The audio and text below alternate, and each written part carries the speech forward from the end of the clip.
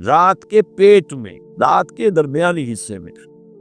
تہجد اصل میں جسے کہتے ہیں وہ نہیں ہے کہ جو عام طور پر لوگ فجر سے کوئی دیر پہلے جاگ گئے اذان سے اور جلدی سے 8 نفل پڑھ لیے، یہ تہجد نہیں ہے۔ یہ تو فجر کا ضمیمہ بنا لیا، ہاں نوافل ہے، عبادت ہے، اس کے بھی جو اس کے برکات ہیں وہ ظاہر ہوں گے، جو اس کا ثواب اور اجر ہے اللہ دے گا۔ لیکن اصل میں جسے تہجد کہا جاتا ہے وہ رات کو سو کر پھر اٹھنا، نیند کو توڑ کر، اور پھر سو جانا اور پھر اٹھنا فجر کے لیے۔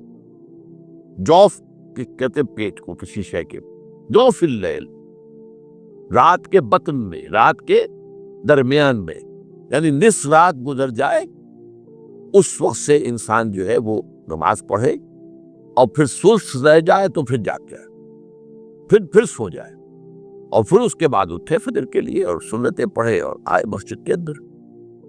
تو یہاں آپ نے فرمایا وَصَلَاةُ الرَّجُلِ فِي جَوْفِ اللَّيْلِ، اور اپنے اس قول کے لیے حضور نے آیتیں تلاوت فرمائی، وہی دو آیتیں۔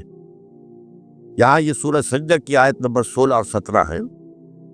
تتجافى جنوبهم عن المضاجع، اللہ تعالیٰ اپنے خاص محبوب بندوں کی یہ صفات بیان کر رہا ہے کہ ان کے پہلو اپنے بستروں سے علیحدہ رہتے، رات کے وقت جاگتے رہتے، بستر پر لیٹیں گے تو سو جائیں گے۔ تتجافى جنوبهم عن المضاجع يدعون ربهم خوفا وطمعا، وہ اس وقت اپنے رب کو پکارتے ہیں، دعائیں کرتے ہیں، خوف کے ساتھ بھی، اس کے مواخذے کا خوف، اس کے عذاب کا خوف، اس کے باز پرس کا خوف، اس کی ناراضی کا خوف، جہنم کا خوف، و طمعاً، اور طمع کس کی؟ اللہ راضی ہو جائے، اللہ کے اجر و ثواب کی بھی طمع ہو، لیکن سب سے بڑی طمع کیا ہے؟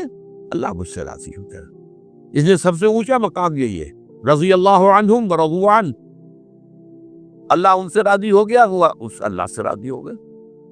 یہ باہمی رضا ہے، بندہ اپنے رب سے راضی رہے، وہ ہے کہ تسلیم و رضا جو بھی دنیا میں آ رہا ہے اس پر شکوہ، اللہ کا شکوہ زبان پر نہ لائے۔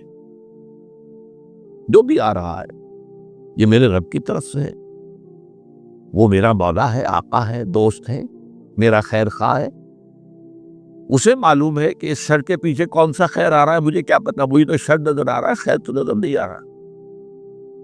اس لیے فرمایا گیا کہ ہو سکتا ہے عسیٰ ان تکرہوا شیئا وہو خیر لکم، وعسیٰ ان تحبوا شیئا وہو شر لکم، واللہ یعلم وانتم لا تعلمون، ہو سکتا ہے تمہیں کوئی چیز بری لگے حالانکہ اسی میں تمہارا خیر ہو، عین ممکن ہے تمہیں کوئی چیز اچھی لگتی ہو حالانکہ اس میں تمہارے لیے شر ہے، اللہ جانتا ہے تم نہیں جانتے۔ اس کیفیت کے اندر دنیا کی زندگی گزارے، اللہ تعالیٰ آخرت میں سے راضی کرتے، اللہ اس سے راضی ہو جائے گا۔